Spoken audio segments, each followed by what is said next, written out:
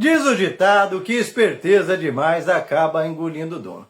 Pois o até então discreto vice-governador de Tarcísio de Freitas, no estado de São Paulo, de repente começou a falar pelos cotovelos, antecipando alguns movimentos do jogo eleitoral para tentar se cacifar como o próximo candidato da extrema-direita ao governo do estado no lugar de Tarcísio, inclusive antes do próprio Tarcísio decidir se vai sair ou não. Jogo bastante precipitado e equivocado, que inclusive mal esperou o cadáver político de Jair Bolsonaro esfriar após ser condenado a mais de 27 anos de prisão pela tentativa de golpe de Estado. Não, enquanto o Bolsonaro estava sendo condenado, de repente, aquele que nunca era lembrado, todo mundo da imprensa começou a falar dele. Essas coisas por combustão espontânea, que você sabe muito bem acontecem na política, sem nenhum tipo de provocação, né, vice do Tarcísio? Pois é, de repente ele que não era lembrado para nada, e lembrando que o Tarcísio de Freitas já vem tendo seu nome ventilado à sucessão de Jair Bolsonaro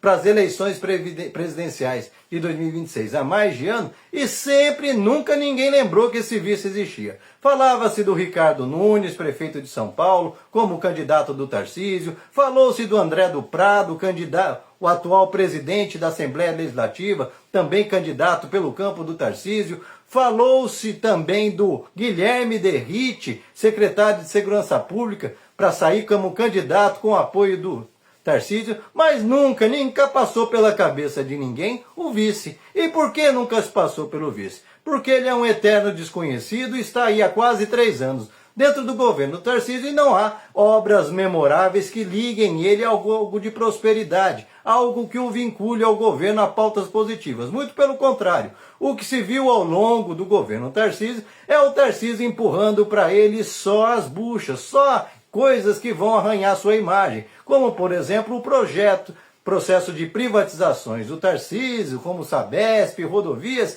e esse monte de pedágio que está pintando por aí, e aquela Cracolândia, naquela solução tabajara que simplesmente espalhou a Cracolândia, que era localizada num só local, para inúmeros bairros de São Paulo e até para o interior, várias cidades do interior, inclusive a cidade que o atual vice governou quando era prefeito, São José dos Campos, apinhada de usuários de drogas para todos os lados, para vender aquela fotografia de que pelo menos ali onde eles ficavam amontoados, eles não estão mais. Agora eles estão aí pertinho, na esquina da sua casa. Melhorou bem, né? Pois é, e por essas e tantos, ele nunca é lembrado para nada. Não é lembrado, inclusive, pelo seu partido, o Kassab, que é tido como um dos principais articuladores políticos do Brasil, ficando atrás, assim, no imaginário político somente do presidente Lula, e que em nenhum momento se manifesta no sentido de, olha, pode ir Tarcísio, que o governo do Estado estará em mãos seguras para continuar na mão da direita aqui no Estado de São Paulo. Muito pelo contrário.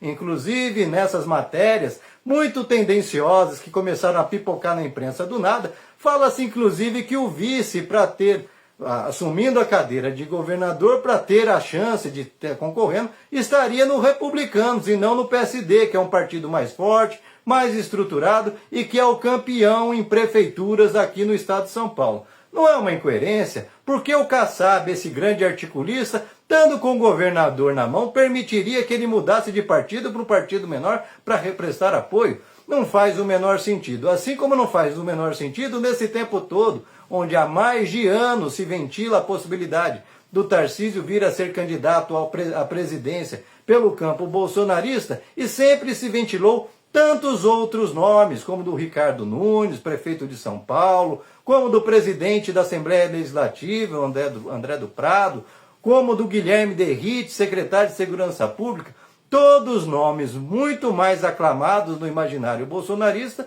do que do vice, que tem um histórico de PSDBista, Tucano Roxo, que quando o PSDB foi morrendo e definhando, pulou de galho justamente para o galho do Kassab, que está longe de ser um bolsonarista. Outra coisa que se vende como, olha, mas o vice como governador terá uma grande arma, a máquina do Estado.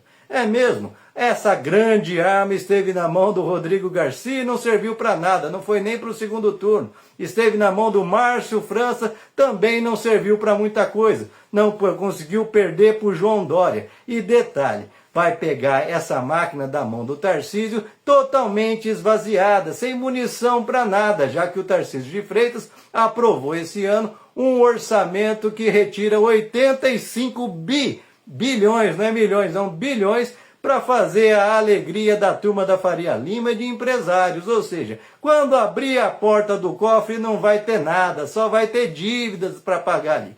Portanto, todo esse auê que de repente começou a ser feito em cima do vice do Tarcísio, parece uma coisa meio fabricada. Fabricada por gente do interior, da onde ele foi parido, onde inclusive tem gente muito assanhada aí, já disputando no tapa entre eles quem vai ocupar a Secretaria A, a Diretoria B, ou seja, já está todo mundo loteando o governo do Tarcísio, só que o Tarcísio, ao contrário do Bolsonaro, ainda não é um governante morrido, ou seja, está sentado na cadeira ainda. Portanto, menos andor que o Santa de Barro. E vocês, o que acham dessa articulação tabajara do vice do Tarcísio, que nem esperou o que vai ser do pós-bolsonarismo? Afinal, ao contrário do assanhamento de Tarcísio, que até radicalizou o discurso, que é uma coisa bastante temerária, porque ao radicalizar e virar o bolsonarista, ele cai na maldição do Serra, da Marta Suplicy. Piso alto, teto baixo, ou seja, traz com ele a enorme rejeição do bolsonarismo pela maioria da população, que é maior que o antipetismo, e inviabiliza qualquer chance de eleição presidencial. Portanto, por que Tarcísio, que tem aí nas suas costas muitas coisas para explicar para a Polícia Federal e outras instituições como o Propinão, que são bilhões desviados da fazenda pública aqui no estado de São Paulo, tem nas suas costas explicar esse esquema entre PCC e Faria Lima, que ele está toda hora dando palestrinha e queimando o patrimônio a preço de banana para os ricaços da Faria Lima? Por que ele arriscaria ficar sem a proteção de um cargo, já que a sua chance de reeleição ainda é bastante positiva? Hoje ele tem ali na sua sombra o Alckmin, mas ainda com uma certa gordura à frente. Por que ele arriscaria ficar sem mandato nessa situação para disputar uma eleição com Lula, onde claramente ele entra em desvantagem e pode, inclusive, ser o cara a garantir que o presidente Lula ganhe pela primeira vez no segundo turno? Portanto, esses movimentos pareceram bastante amadores, bastante precipitados. Eu espero que não tenham sido obra necessariamente da cabeça do vice-governador, que sempre tem se demonstrado tão discreto, mas dos aloprados que o acompanham, como alguns prefeitos que ficam dando declarações pelas quais não foram perguntados, falando mal da justiça do Brasil porque prendeu Jair Bolsonaro. Pois é, vocês não convencem ninguém. Todo mundo sabe que o vice-governador pode até agora estar dando uma de bolsonarista, mas tem um histórico de tucano, como diria o Bolsonaro. Enquanto o Bolsonaro tem histórico de atleta, ele tem tudo de tucano. Portanto, vai ser bastante difícil convencer os bolsonaristas a embarcar na sua empreitada. E você, o que pensa a respeito?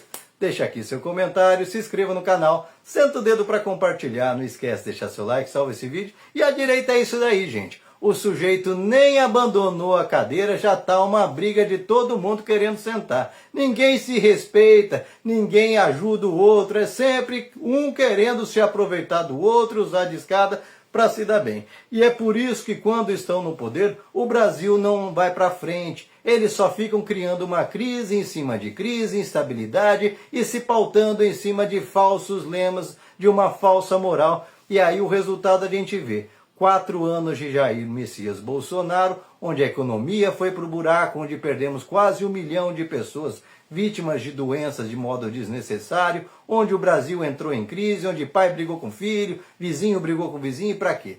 Para nada, para meia dúzia de super ricos ficarem cada vez mais ricos, enquanto o país